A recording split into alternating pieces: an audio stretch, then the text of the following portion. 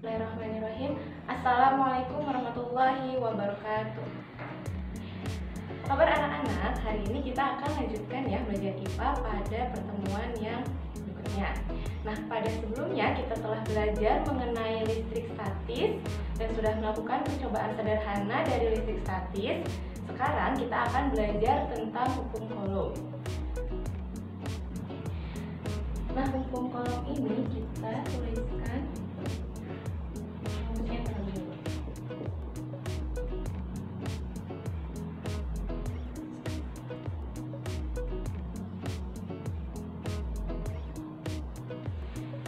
Rumusnya adalah F sama dengan K dikali Q1 dikali Q2 per R kuadrat. Nah, F ini dia adalah gaya. Dengan satuannya Newton. Jangan lupa ya, kalau kita belajar fisika, kita harus ingat satuan dari suatu besaran. Kemudian K itu adalah konstanta.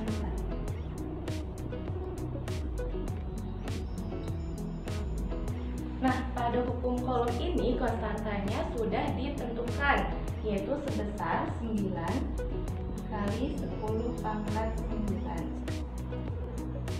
N M kuadrat per C kuadrat. Nah, kemudian untuk Q1 dan Q2 ini adalah muatan listrik.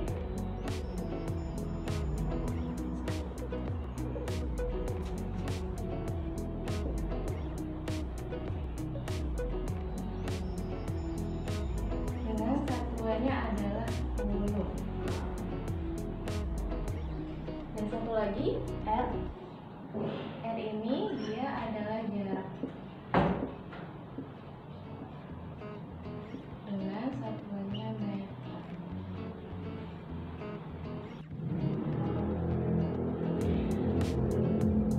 Oke, kita coba langsung masuk ke contoh soalnya.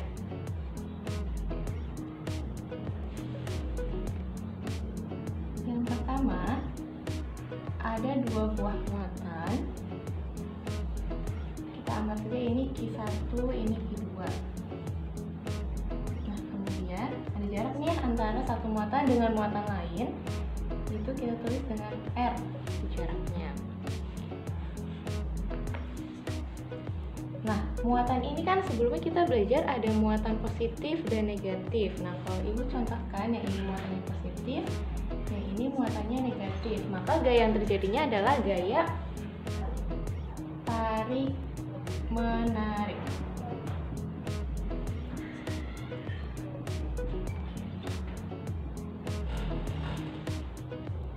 Oke, kita tarik menarik.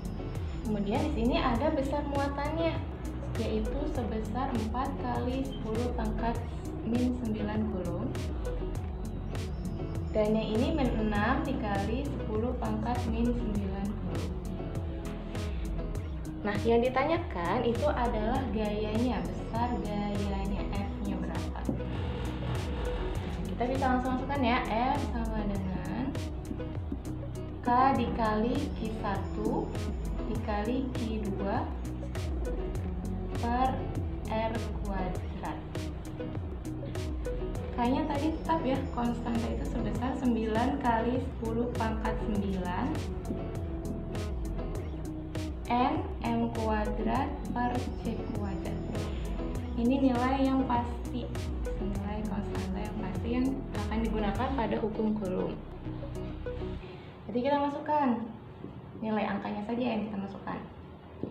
Q1 itu sebesar 4, karena dia positif, boleh kita tuliskan positif 4 dikali 10 pangkat min 9, itu ya untuk memudahkan.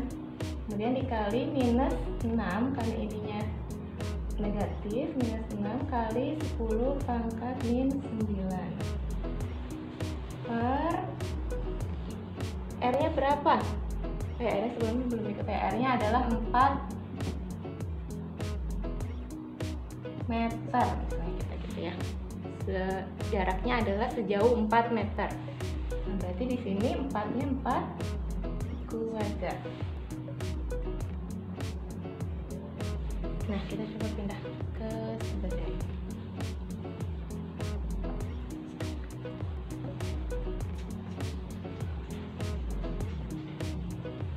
Nah, untuk memudahkan, kita boleh mengkalikan antara muatan yang pertama dan yang kedua terlebih dahulu. Jadi yang konstantanya ini kita tulis dulu aja di sini. 9 kali 10 pangkat 9 plus 4 dikali min 6 min 24. Nah, ini ada nih 10 pangkat min 9 dikali 10 pangkat min 9. Nah, itu caranya adalah dengan menjumlahkan yang pangkatnya. Nih, yang pangkatnya nih. Yang min 9-nya ini dijumlahkan. Seperti hitungan matematika biasa ya. Min 9 ditambah min 9 berarti negatif 18. Karena dia semakin banyak negatifnya. Berarti ini dikali 10 pangkat negatif 18. Oke. Per R kuadrat, R-nya tadi 4 dikuadratkan 16. Nah, setelah ini kita baru kalikan 9 dikali min 24, yaitu sebesar min 216. Ini sama ya, ini 10 pangkat 9, ya ini 10 pangkat min 18, berarti dijumlahkan. Nah, sebelumnya kita punya 9, kemudian kita punya utang misalnya gitu ya, utangnya 18, berarti tersisa utang lagi kan ya 9 kayak gitu. Lagi 16. Oke. Nah, ini yang bisa dibagi itu hanya yang angkanya saja, bukan yang pangkat, yang angka utamanya. Ini besaran akhirnya adalah 13,5. Berarti yang ininya tetap ya, kita tuliskan kembali di sini. 10 pangkat 9. Ini adalah F yang kita cari besarannya Newton. Nah, pada perhitungan ini yang perlu diperhatikan, yang pertama itu adalah satuan dari muatan dan juga satuan dari jarak. Kalau misalkan satuan standarnya itu adalah kolom dan juga meter. Tapi kalau misalkan ada soal yang dia R-nya itu ternyata cm, nah berarti kita mau nggak mau harus mengubah dia ke meter kayak gitu. Begitupun kolom nanti ada satuan lainnya.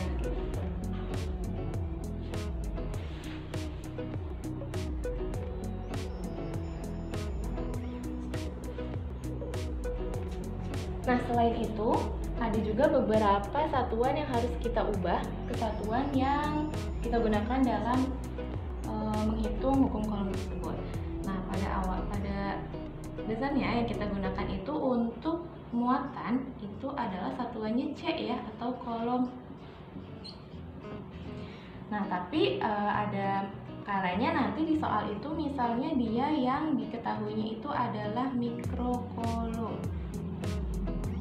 Kalau diketahuinya mikrokolom, dia itu setara dengan 10 pangkat min 6 kolom. Ini tuh 1 mikrokolom setara dengan 10 pangkat min 6 kolom. Jadi misalnya nanti ada soal 2 kali 10 pangkat min 2 mikrokolom. Berarti yang kita gunakan dia harus diubah ke dalam kolom kan. Berarti kita tambahkan aja 10 pangkat min 6 nya, berarti 2 dikali 10 pangkat min 2 kali 10 pangkat min 6. Ininya pangkatnya dijumlahkan, jadi 2 kali 10 pangkat min 8. Oke, betul. Nah, ini kita gunakan sebagai perhitungan di hukum kolom. Kemudian yang berikutnya adalah jarak. Kalau jarak itu kan menggunakan meter ya, M. Nah, berarti misalnya di soal sudah meter, berarti kita langsung gunakan. Tapi kalau misalkan di soal adalah sentimeter, contohnya, berarti kita harus ubah ke dalam meter. Nah, mungkin kalau gampangnya ini 0,04 ya. Nah, tapi nanti pada perhitungannya dia akan sulit karena nanti bertemu dengan 10 pangkat minus, 10 pangkat plus kayak gitu. Jadi ini kita ubah dalam bentuk dikali 10 pangkat. 4 dikali 10 pangkat berapa, Bu? Nah, kita lihat karena dia koma, 0, berarti dia minus atau negatif ya pangkatnya. Nah, terus untuk menentukan angka berapa di setelah negatif ini, kita lihat ada berapa angka di belakang koma. 1, 2 ya, berarti ini minus 2. Nah, maksudnya perhitungannya ini itu adalah untuk memudahkan kita ketika menghitung dengan yang ini misalnya kayak gitu ya. Jadi nanti yang kita tambahkan, kita kurangi itu yang pangkat-pangkatnya ini kayak gitu. Oke, sekian untuk pertemuan hari ini. Semoga anak-anak bisa paham ya tentang hukum Coulomb dan perhitungannya. Tetap semangat karena belajar fisika itu menyenangkan. Sekian, wassalamualaikum warahmatullahi wabarakatuh.